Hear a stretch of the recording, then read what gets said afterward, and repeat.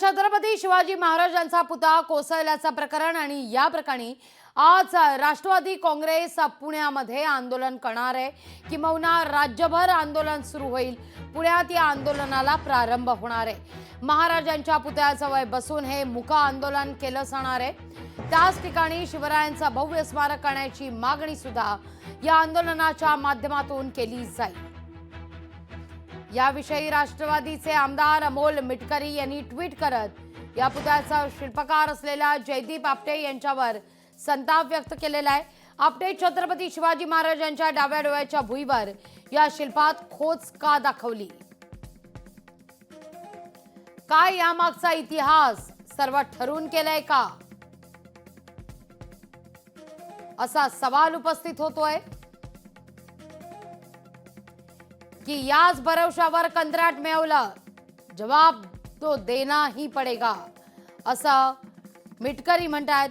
या सगळ्याविषयी अधिक माहिती घेण्याकरता थेट जाऊया पुण्याला आपले प्रतिनिधी अमोल धर्माधिकारी यांच्याकडे। अमोल, राज्यभर राष्ट्रवादी काँग्रेसच्या वतीनं आज आंदोलन केलं जाणार आहे। मालवण पुतळा कोसळल्याप्रकरणी निषेध व्यक्त केला जाईल या मूक आंदोलनाच्या माध्यमातून, पण पुण्यातून या आंदोलनाला सुरुवात होणार आहे। किती वाजता या आंदोलनाला सुरुवात होईल आणि पुण्यात कोण कोण सहभागी होत आहे?